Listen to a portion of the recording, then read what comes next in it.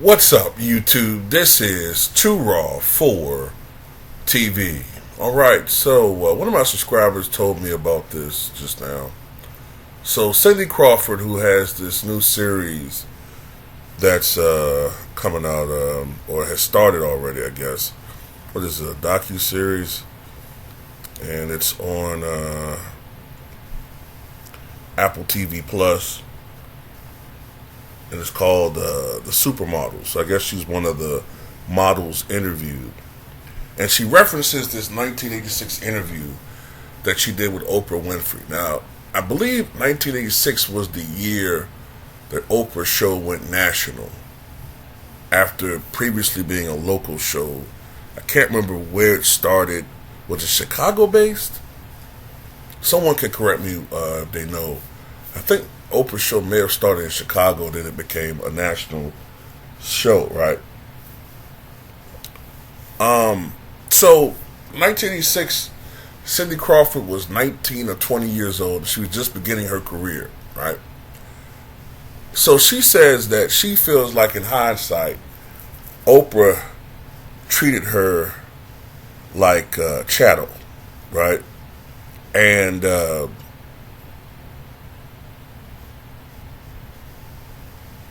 I'm a bit of a wordsmith, but I have to look that up again to remember what that is. It's sort of like property, a personal possession, yeah. I don't usually use that word in my vernacular, but chattel, I thought it's kind of what it meant. So yeah, she's basically saying that Oprah treated her like a slave, property, which, man, that is very... whatever, man. I just really have a problem when people loosely use those types of terms to describe something that I don't think is the right terminology. If you want to say objectified, sure, okay, but chattel.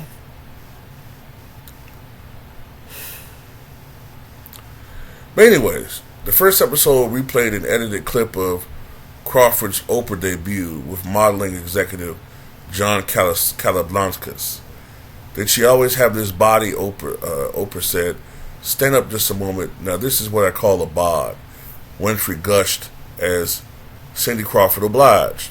Cindy says, "When you look at it through today's eyes, when Oprah's like, 'Stand up and show me your body,' like, show us why you're worthy of being here.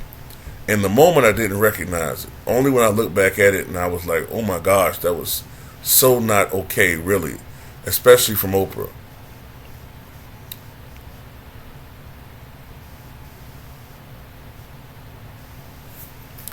I'm trying to see any more in this article they're talking about. What's interesting, here's Oprah and Cindy Crawford 15 years later at a New York City event. And she don't think she holds any ill will toward Oprah there. You know what I think, man, honestly?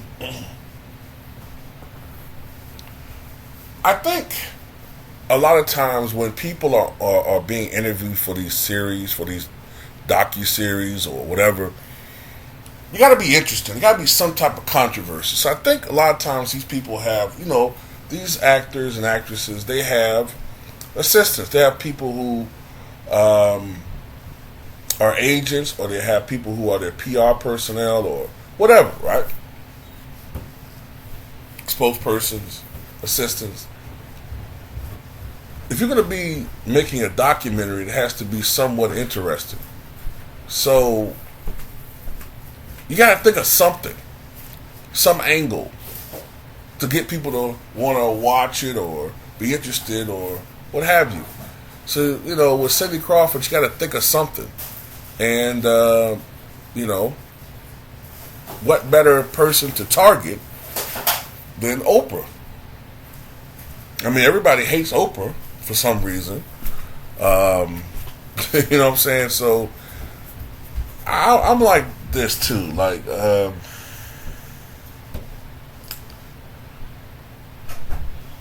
this thing about Let's look at this part right here. First of all, before I go further, you look at it yourself. Let's just look at this interview yourself and tell me what you think. I live here in Chicago because I prefer living here because I'm close to home. But I've been traveling quite a bit. I just got back from Mexico and Key West on trips for bookings. It's great. I mean, I'm having fun, and I also was in school for part of the time, 2 years, while I was modeling. Where'd you discover her? Well, she was actually discovered by my partner, Jane Stewart, from Elite here in Chicago, and entered into our Look of the Year contest, where she was one of the finalists, and that's how we started our relationship. So did you have to groom her? Did she always have this body? This is unbelievable. Stand up just a moment, because no one saw you come in standing up. Now, this is what I call a body. Very good, very good. But I'm I don't weigh 100 pounds. I'll tell that lady on the phone that I do not weigh 100 pounds. Are you about 5'9", 5'10"? 5'9", and I try to stay around 120. Okay. So. I'm happy for you. So did... Oh my God! I mean, shit. Call the UN. I mean, shit. I haven't seen such gross human rights violations since fucking apartheid. I mean, this is ridiculous. I mean, how did this woman survive all these years?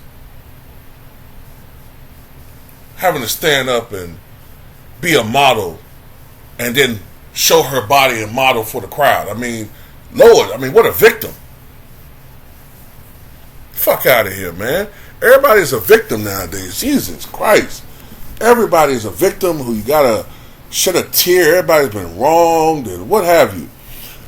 Look, I wasn't watching Oprah then. I was 6 years old, 5 years old. I don't know what the fuck I was doing back then, man. Maybe, probably playing with goddamn Teddy Ruxpin or...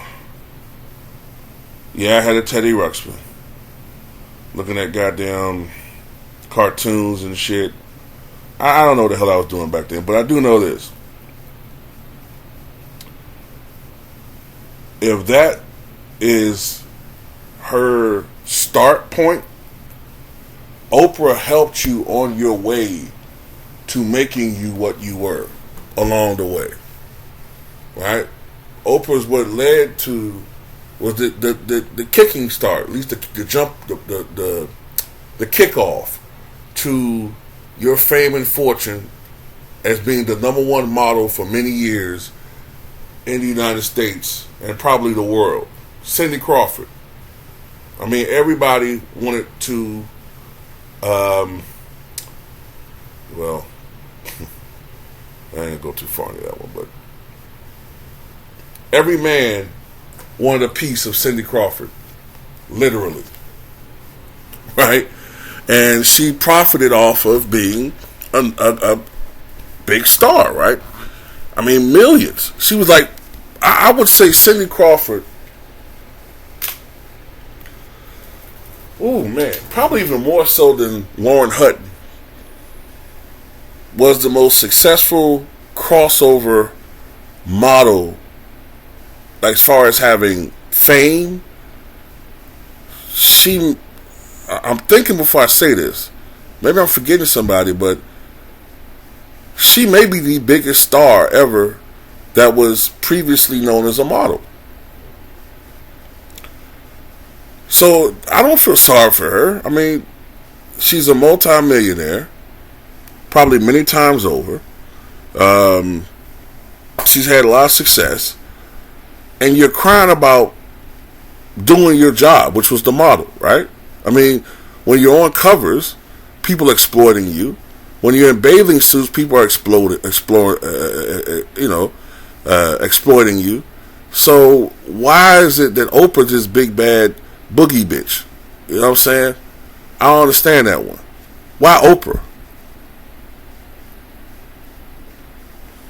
And maybe the reason why the guy was talking a lot for her in that clip is she was unpolished, which is why Oprah said grooming her. Not grooming her in this sense that the word is used now, which is perverted. Grooming mean as polishing her for the world of Hollywood, for the world of modeling, polishing her for success, grooming her to be a successful model. And they recognize she's only 20 years old. She don't have really any life experience. She seems very, very shy back then. He's probably doing a lot of the talking for her because she don't have much experience. I didn't see what was all that cringeworthy about that. But then again, I'm not a new age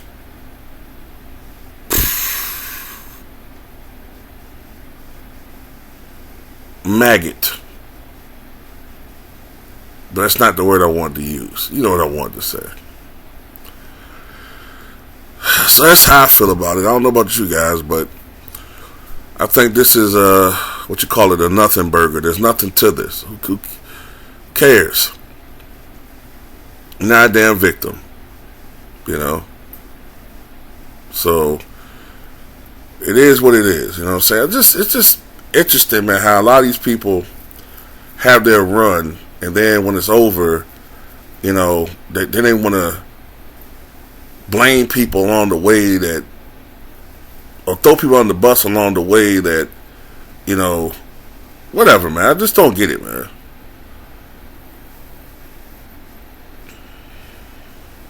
Jesus Christ, you have a model on the show. It'd be one thing if,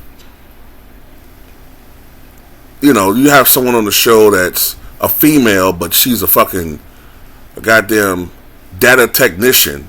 And then you tell her, hey, by the way, get up. You got a nice ass. That's what everybody see. Yeah. Like, what the fuck? But you're a model.